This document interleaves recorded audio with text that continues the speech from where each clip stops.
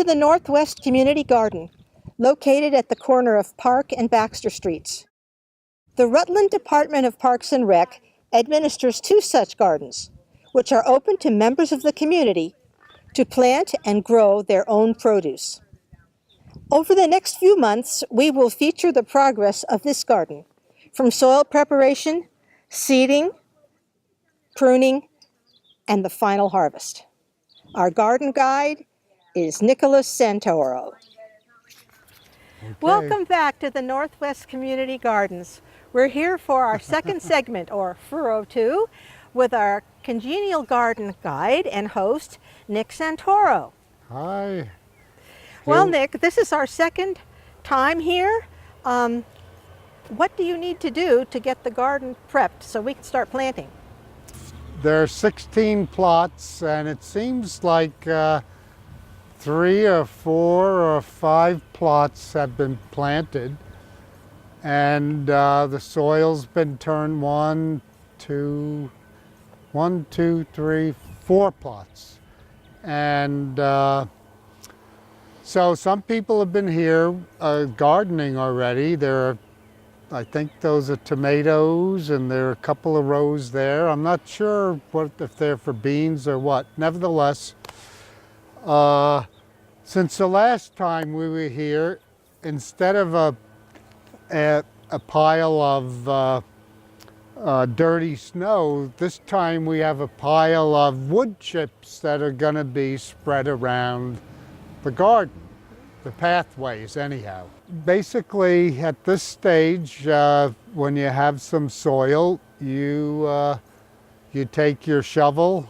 So the department actually provides tools for gardeners? We don't have to bring everything ourselves? Yes, we have all the tools necessary. We have, at the moment, 2 full compost piles that are going to be emptied.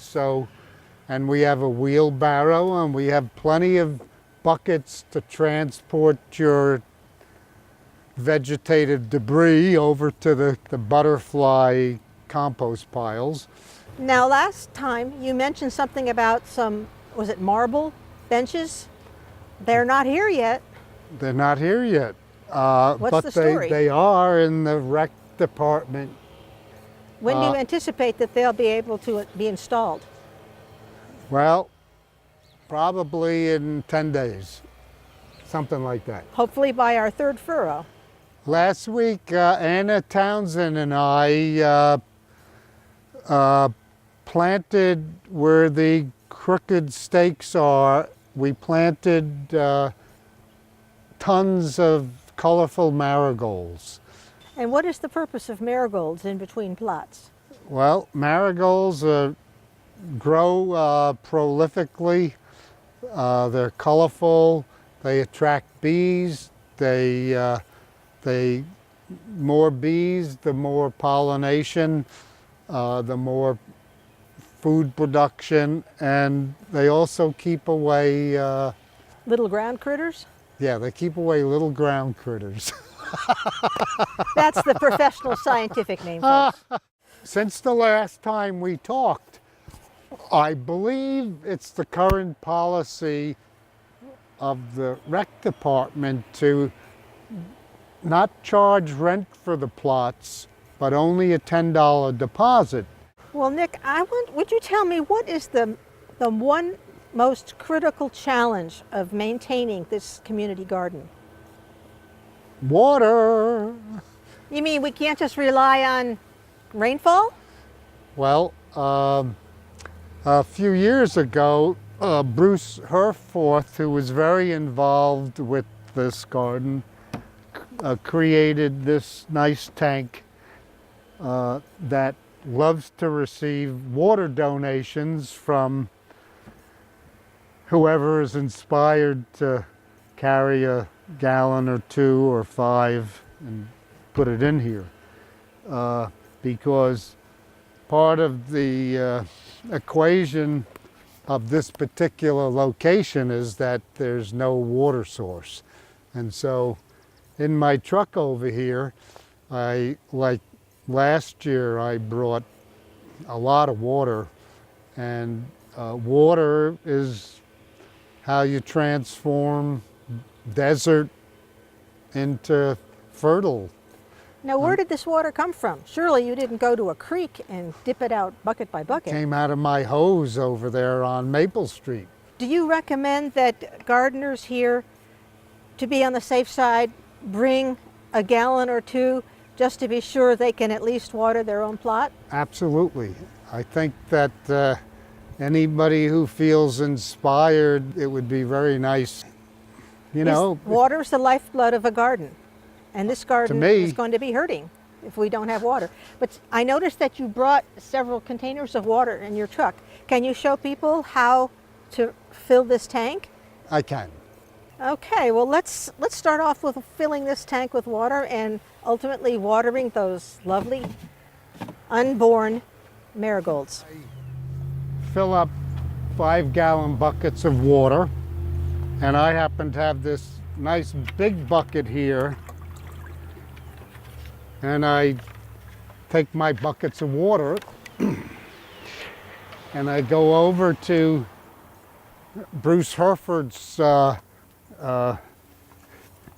tank, and I'm just going to pour a little more, and then I'm going to fill up these two, and I try to be careful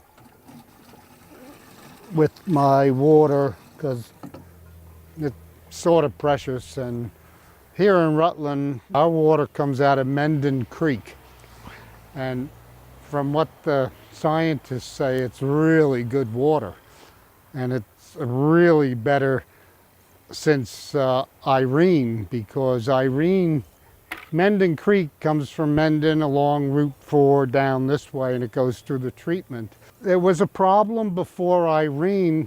There was an effort to put a chemical called chloramine in the water because of this high, it was called halosilicic acid. And there are different locations along the creek to measure, and over the course of a period of time it was skyrocketing. And so chemical solution was to put chloramine in the water to address the halosilicic acid. But Irene washed out the sides of the creek, and so the halosilicic acids went way down. So on Saturday last, as I said earlier, Anna Townsend and I planted, well, she did everything. I just laid down because I'd been having a lot of back and other stuff. And so I'm just gonna take my already filled up tank watering can, and I'm gonna start watering along the divisions of the plots, which is where we planted, and there are little samples of the marigolds, the color.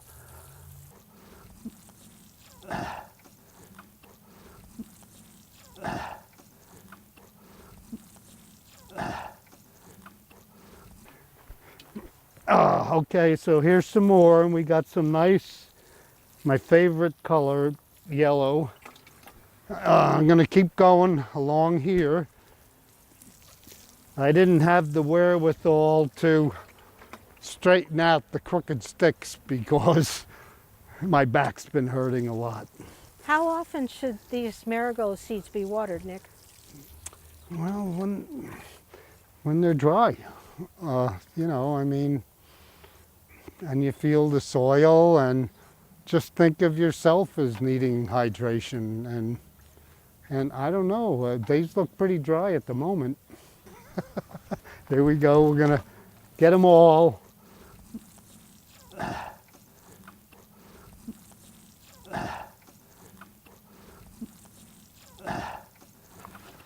Egads, I have an empty bucket, an empty watering can, so I come over to this device here and turn the valve parallel with the direction of the pipe to open it, and perpendicular to turn it off. Okay, I'm going to finish watering those marigolds, but maybe let's take the top off of this. I'm not sure how many gallons this is. You know, gallon jugs are easy to fill. They're the easiest, gallon jugs. And then I use the old soap container, and I cut the top off and use that to scoop it out, and it's just easier to carry. There you go. And so I'm going to get a little more, and we have all these different shaped devices that you can put water in and carry it in. Nick, I understand that UVM or some organization has a program for testing soil. Does any group test this soil? Oh, I don't know about it, but I could contact UVM. What would that be? What department would that be? Forestry, maybe? What do you think? I don't. don't Maybe know. they have an agricultural department.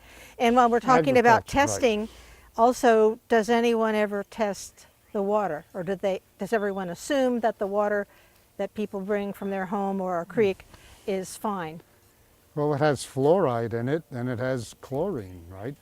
You know, all water has chlorine, but, you know, there's been an effort by a number of us to remove fluoride from the city water. And just recently, there's a medical journal called The Lancet, which had an article saying that fluoride is now a neurotoxin. So the science on these things is, old science is being used to justify, anyhow, there's fluoride and there's chlorine in the water. And while we're talking about pesticides, does the department insist on certain chemicals not being used? you know, I was speaking with a friend the other night who used to garden here, and he said he's never seen, like I said last week, anybody use chemicals.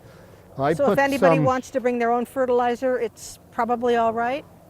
Well, you know, I put some of this, it's called ProGrow 534, and I put a tiny bits of it on, but someone else also told me that and he also told me he thought the soil was fine, and I do too, but it, you know, all soil could use a little manure now and then.